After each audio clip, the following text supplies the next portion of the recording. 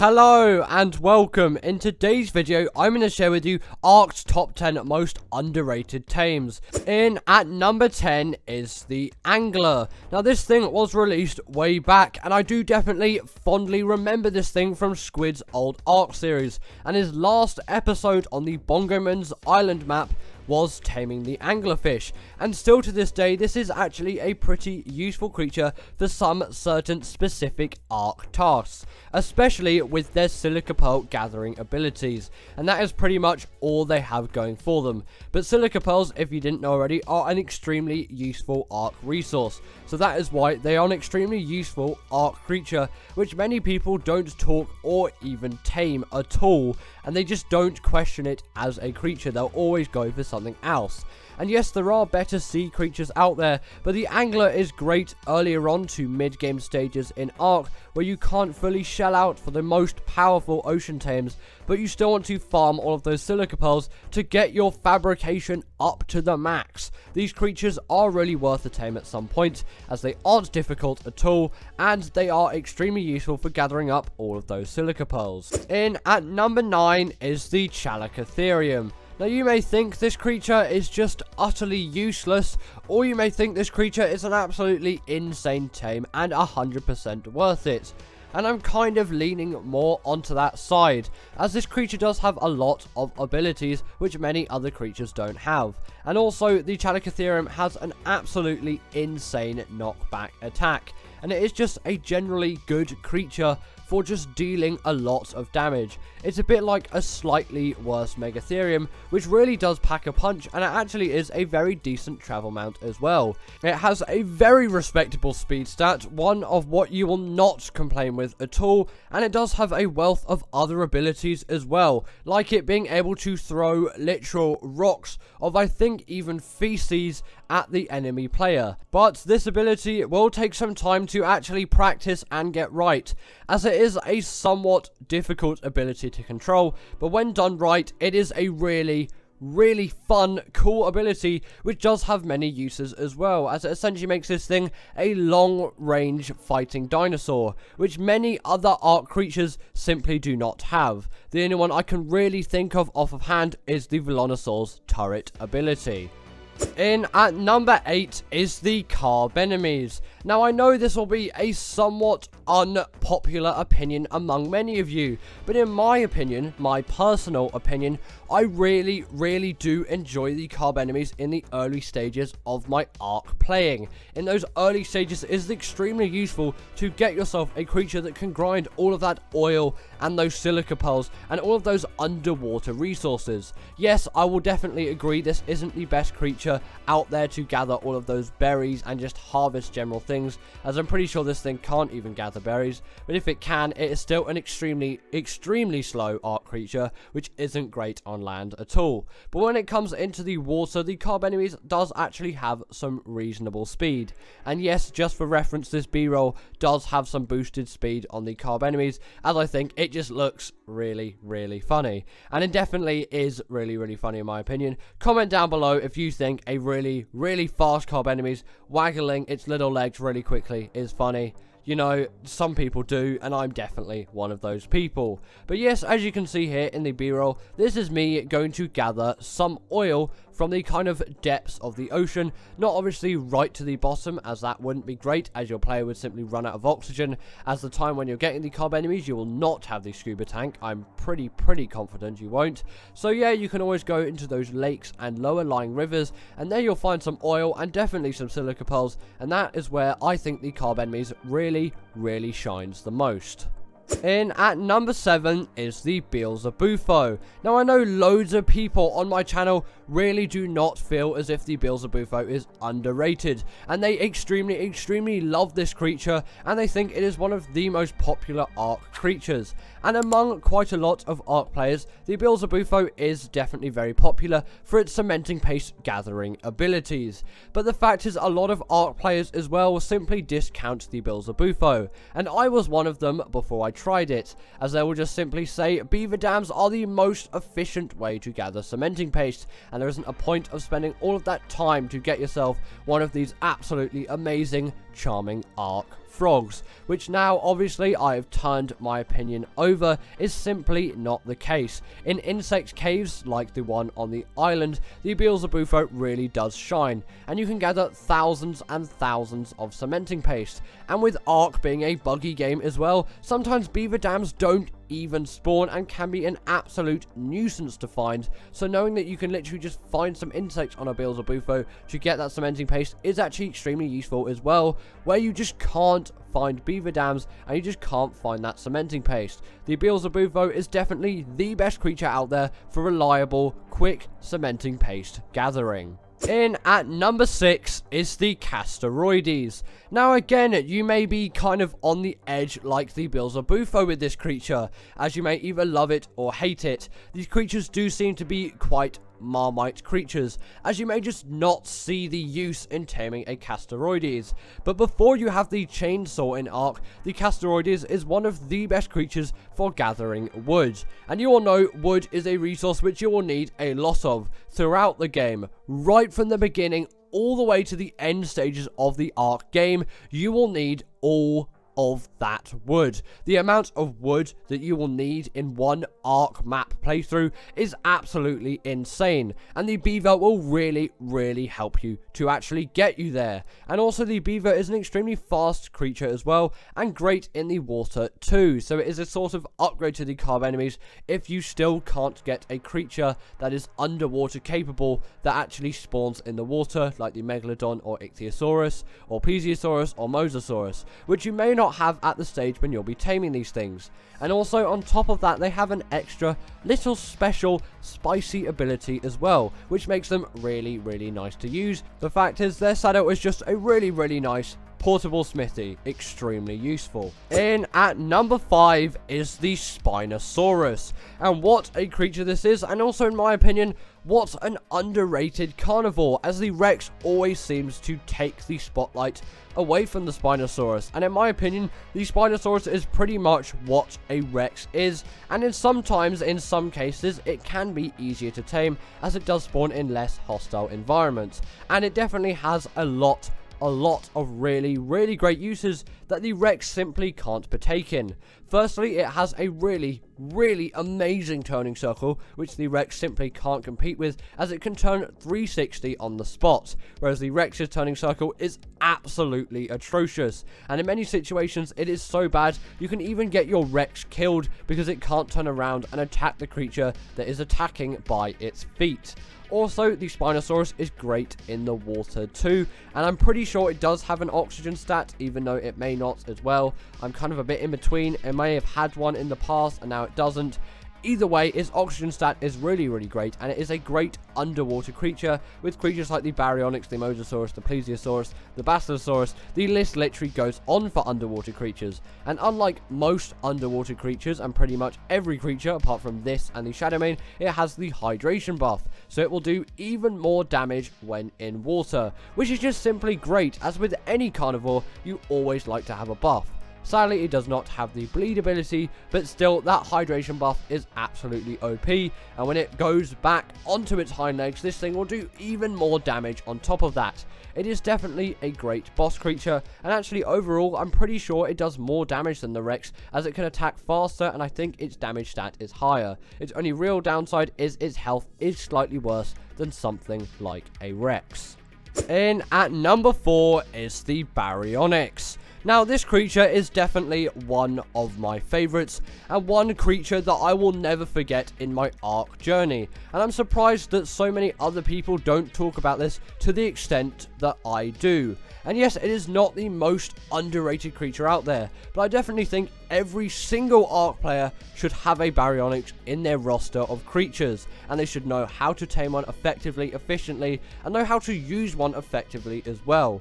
Yes, Shadowmanes are really great for caves now, but still the Baryonyx is my go-to 100%, as obviously its size means that this thing can fit into pretty much any cave.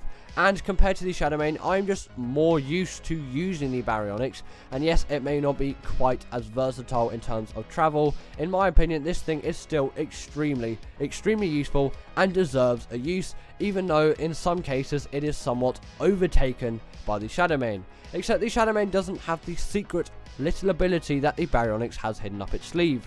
When it's in the water, it can literally stun creatures if you press C.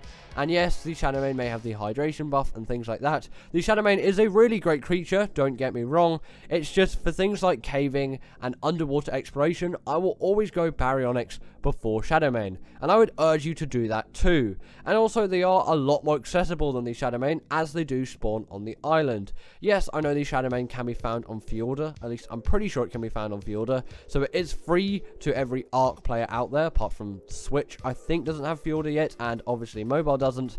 But on spawning on the island, it really does mean that this creature is the most accessible that it can be. Definitely worth the tame. In at number 3 is the Allosaurus. Yet again, another carnivore, which some people again may say they use all the time. But I really think the Allosaurus does not get the press that it really deserves, like the Spinosaurus and the Barry, as the Allo is by far one of the best boss creatures in Ark in general.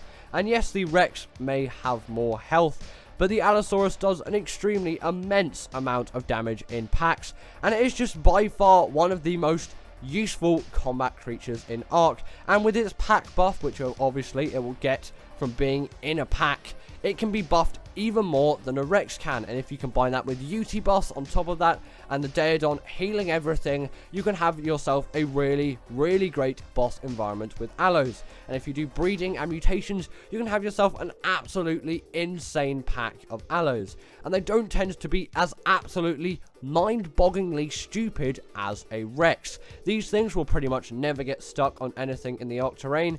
And also, if you're doing the Overseer on the island, I would probably recommend bringing Allos, as getting through the tech cave with Rexes, just those Rexes, man, they will just get stuck in the lava and they will just die, and they'll just fall in the most stupid places, and it is really, really infuriating trying to retrieve them. So I will always use something like the Allo or the Spino if I'm feeling like it for the Overseer boss on the island. And I've only used Rexes once, and I completely regret it, as pretty much all of my army was killed in the tech cave, as all of the Rexes just decided, I don't want to live anymore, and I'm just going to jump straight into that lava. But obviously the Allo does not have any of those issues, and unlike the Rex, it has the all famous bleed ability.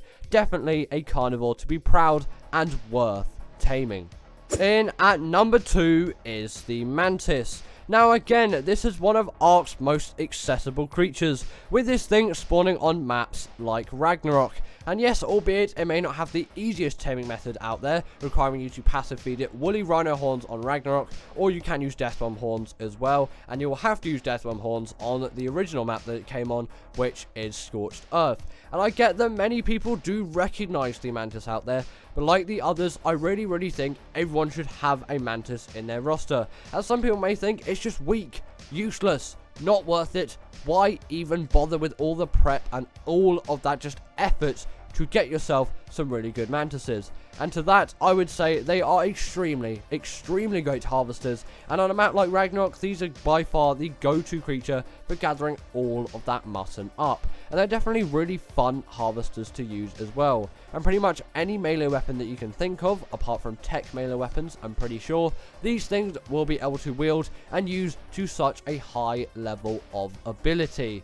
The only real downside to using a Mantis with your tools is the durability factor to it. But if you have Ascendant tools, then you will have a really great time, as those weapons are not going to break as often. The Mantis is definitely a tame every Ark player should have in their roster, and one every Ark player should tame, and in my opinion, it doesn't get the support that it actually really needs. And finally, in at number 1 is the Carnotaurus. Now, many people wouldn't have expected this thing to be in the number 1 slot, but in my opinion, the Carno is my favorite carnivore in Ark. Yes, I prefer it even above the Baryonyx. The amount of nostalgia I have with this creature and the amount of success I've had with this creature is absolutely insane. And when I did Genesis 1 for the first time, I beat the Master Controller, albeit on Gamma, with the Carnotauruses, and it went extremely well, and it was an extremely fun and useful boss fight for me to have. The Carnotauruses are actually a very viable boss creature, albeit they won't do what a Rex, a Spino, or an Allo can. they are still a really good middleman for doing those gamma boss fights, and you can definitely push for beta and alpha depending on what the fight is, just maybe not with the master controller. And did you also know that Carnotaurus, translated from Latin into English, means meatball, which is why I always call my Carnotauruses meatball, partly because it sounds funny, but also it is just accurate to what Carnotaurus actually means. Also, since the Carnotaurus' release, this thing has been TLC'd, now having a second attack where it will headbutt the enemy creature and deal that all-famous bleed ability, which only one other creature on this list so far, being the Allosaurus, actually has. And again, this is something that something like the Spino or the Rex doesn't have, which is why it is extremely useful to have yourself a Carnotaurus, and as always, call this thing Carny Dave. In at number 10, we have got the Megalosaurus, and this creature is just so full of great abilities, and compared to maybe something like the Rex or the Spino, this creature really doesn't get as much as I think it deserves to in actually how much damage this creature can do, and what this creature like really can do in terms of like it can really pack a punch in any kind of battle scenario. This creature does hefty amounts of damage, which most people probably don't even think of, as they just think, well, this thing sleeps in the day, it must be completely useless. And although there is a slight hindrance to that, I still think it is well worth it, because in the night time these things are so vicious. If you're on operation, then you're gonna have a pretty easy time with this thing, because obviously it counts as nighttime all the time, so you can use it all the time. But still, on every other map, they're really great for boss fights if you want to do that with them, and they can even grapple small creatures in their mouths, and they're pretty good alpha killers as well. And they're alright at caving as well. Maybe they don't fit into quite as many caves as the Baryonyx, but they still do fit into pretty much all of them, as you know, they're quite a decent size, and they're pretty decent just like general traveling mounts, and really good, like they're really good at also defeating the dragon, actually, which is a point which I should add, because these things can kill the Dimorphodons very easily as they can grapple them in their mouths, and it's actually a pretty decent boss strat, which I would definitely recommend you doing as long as you have high enough level Megalosauruses, because you know the dragon's particularly harsh to some carnivores. Now, some of you may kind of be hating on me a little bit for putting this better than the Megalosaurus. I don't maybe think that this is a better creature than the Megalosaurus. It's just for what it does, it's more useful for the general Ark player. But personally, I would go for Megalosaurus over the Castorides. It's just the Castorides is such an insane gatherer of wood. I have to put it higher because wood is just such an essential resource in Ark, and also you can get using it earlier as well. It's easier to tame because it spawns in a much nicer environment, and it's also a pretty good underwater mount as well. And you can gather quite significant amounts of energy paste from the beaver dams of this thing, but there is the next creature on the list, which I think is a significantly better way of getting all of that cementing paste gathered, of course. And these things also have a smithy as their saddle, which, you know, a portable smithy if you want to repair any of your metal items. Not really as useful as on the RG, but, you know, it's still a really nice thing to have. And I actually remember when this thing came out, and then that feature was there, and it was actually a pretty cool thing. Although, again, like I've said, the RG, it makes more sense for that creature, as it's this creature's not going to be the one to transport loads of metal around. Next up, we have got the Beelzebufo, and this creature is, in my opinion, just so overlooked. Like, people don't, like, they'll acknowledge this creature, like, they'll look at it and they'll just be like, well, it exists, but I'm never going to use it. Like, what's the point of this thing? I have beaver dams for all of my cementing paste used. Like, I don't need this thing whatsoever. But the fact that this is, like, it's just, it really does have an extremely great use for me, because obviously it's a really great cementing paste gatherer, and until you've used it, you probably won't know actually how good this thing actually is, because you're probably just like, well, beaver dams do it all for me. And I'm going to say they don't. You can gather just so much cementing paste with this creature. It's absolutely insane. Like, with the insect cave, especially on ASA, actually, as insects don't have levels anymore, you can get thousands, if not tens of thousands of cementing paste in one run, which will probably encumber you, but still, you can really gather just so much of the stuff. And it's pretty decent underwater as well, which again does play quite a nice big benefit towards it. Next up, we have got the Quetz in at the number 7 spot, and this creature is just one of those where I kind of just have to include it, like, instinctively. I feel like people just severely undervalue and overlook the Quetzal for what it actually is, because it doesn't need to be the fastest flyer out there, although maybe you might say it's really boring to just fly around on a slow flyer. If you build your base near to a mountain, then you're going to be fine, and it's no slower than something like a raft is, and people use that all of the time, and you can gather, well, not gather, but carry so many resources with this creature. And when you have a platform saddle on top of it as well, you can have your own portable base there, and although maybe it might move slower than you want it to, you can still get a heck of a lot of resources across the map in quite a timely fashion compared to some other smaller creatures which will go faster because their weight isn't big enough, so you need to take several trips, or even some creatures which can, but then they're on land and they tend to be a little bit slower, and obviously you're in land as well, you'll be dealing with many other obstacles, where when you're in the air you can kind of just go in a straight line, so that's why the Quetzal's here. Next up, we've got the Crystal Wyvern, and I feel like people really undervalue this creature. I know it's an overlooked tier list, but I will say undervalued a lot in this, because they're kind of similar of each other. Overlooked is like to kind of skim over something, really, is kind of the general definition. And with a creature like this, I think people just devalue it for its tame method compared to the normal wyvern, because it's so much easier, so therefore this must be so much worse of a creature. Well, this thing is pretty much, I'm pretty sure actually, it's just the same strength as the wyvern. And with the blood crystal wyvern, it really does prove an extremely useful one. With all the main features of a wyvern, just you get actually a nicer ability. The blood crystal wyvern by far has the nicest ability out of any wyverns out there, and they also have the hydration buff, although maybe not the most useful because they're flyers. But you know, you ever stick their feet in a little bit of water, or you get those wings to touch water when you're actually flying over a lake, you can get that hydration buff, which again is going to buff you. And you can also use these things in the boss fight of Crystal Isles, so they must be pretty strong to actually like be useful in that fight, and they definitely are. So you really shouldn't undervalue these things for the tame methods. And I know there are a few things which make it a little bit more annoying, because the primal crystals are a little bit annoying to get, and they're level 65,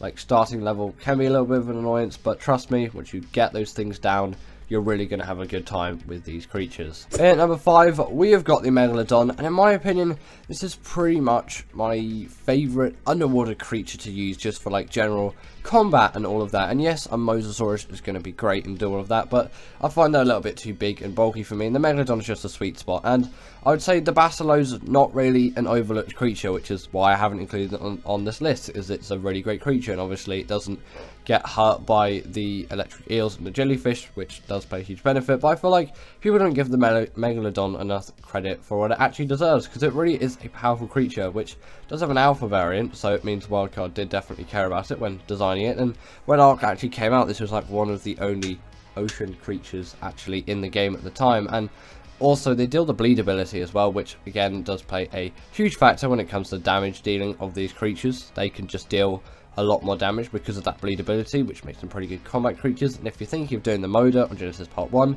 as always, just tame yourself an X-Megalodon and you're going to have yourself a blast of a time. Obviously you're not going to have one, you're going to have multiple, but I find they kind of do better for that boss fight than Modas, because they don't get stuck in the whirlpools as much. Next up, we've got the Velonosaur, and this creature is essentially a portable turret. And I know there are a couple of you out there that just really don't like this creature or value it, and you know, you can be that person, but still, for me, I really like this creature.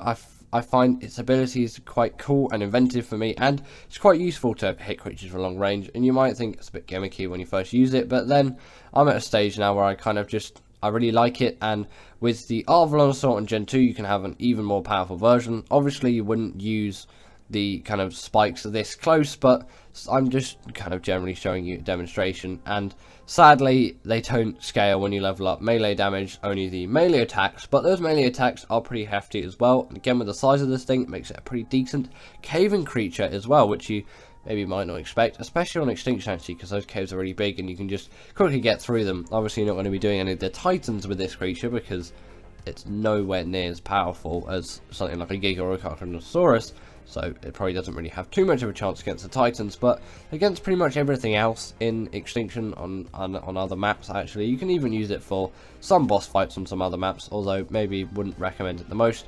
They really do pack a punch, and they're pretty decent for some PvP scenarios as well, although I'm mainly a PvE player. Next up, at number 3, we have got the Baryonyx, and this creature for my uses is the go-to caving creature, and I feel like people don't give this creature enough credit for what it actually can do, and just resort to creatures like the Shadowmane because it's the newer creature that's just like the better one supposedly. And I do admit the Shadowmane largely is better than the Baryonyx, but still that thing is significantly harder to tame than the Baryonyx and a lot less accessible as well. And I still kind of like to go back to my nostalgia-y roots, which you might think is maybe a little bit crude of me, but still, when I think of this creature, I think of caving, and when I think of the Shadowmane, I don't think of caving. And I have done some caving with the Shadowmane, it's just, for me, it's not as enjoyable. I know that's not really a valid excuse, you just want a really good caving creature, but the Baryonyx really can do that. And again, it's really great at underwater caves as well. You might think, well, the Shadowmane is just better at underwater caves then, because,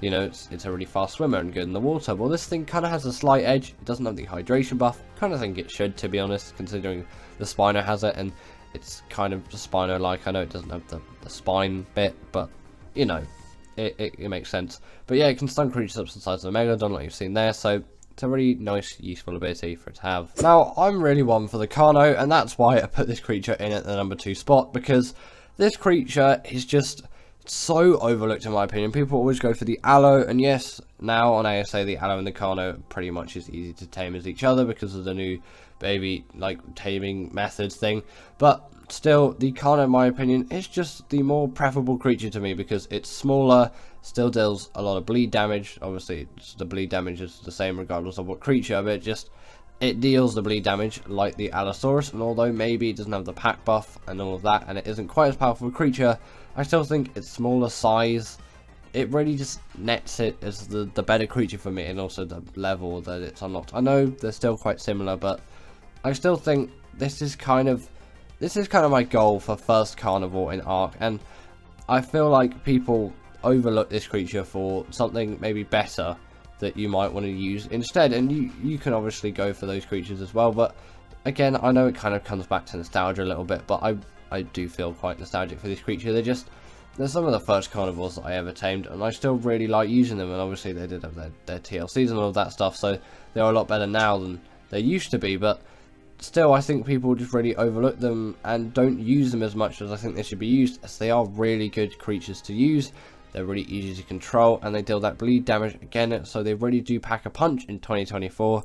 So I don't really get why too many people aren't using them, unless everyone's just for some reason going for the Aloes every single time, which, you know, you could say is quite valid, and it mainly just depends on personal preference for that. At least in my opinion, it kind of depends what you want more of a carnivore. Do you want like a smaller carnivore, a larger carnivore, what kind of mobility you want, and all of that. Damage and health, you probably just want the highest, but yeah, the Carno's in at number 2. And in at number 1, we have got the Bloodstalker, and maybe necessarily I don't think this creature's overlooked, but the reason why I've actually put it in at number 1 spot is what I use it for. I think people overlook it for, which is why I've put it in at this spot. And in my opinion, the Bloodstalker is the best underwater creature out there, with no exceptions to the rule. It is just miles ahead of any other creature which, you know, maybe might have some slight competition against it, like maybe the Basilo or the Phaseolasuchus when that thing actually comes out. I'll make my opinion on that actually when it releases, when Scorched Earth comes out, of course, and also like creatures like the Shadowmane and all of that. You might say they compete with it, but the Bloodstalker is just, it's so versatile in all it can do. It can glide across the top of the water. Again, the Maven can as well, but in the water it's really fast and agile. You can also seal the creatures, so it's kind of like having an awesome Spyglass mod, but you don't actually need the mod. And you can see the aggroed of creatures. You can actually see if creatures are aggroed onto you, if you need to get away from them instead of just staring at them and seeing what they do next. You can see if they're aggro to you. They actually, usually when creatures aggro, they'll either attack you or just run away for some reason. Don't know why that really happens, but you know, I get it happens when you get them to high torpor, but even if they don't have high torpor, sometimes creatures will do that. RKI is a little bit weird, to be fair. But yeah, the Bloodstalker, in my opinion, is the best underwater travel mount, and I think it is really overlooked for that, and it's just seen as a good like traveling mount, and it's good for getting hexagons on Gen 1 because, you know, there's missions that use it and it's a useful creature to learn. But I don't think enough people use it for those underwater abilities, which I really personally love this creature for. But anyway, that is the end of today's video, and I really hope that you all enjoyed this one, as I very much did enjoy making it. As always, comment down below what is the most overlooked arc Tame, and if you didn't agree, comment your top 10 down below, and I'll see you all later.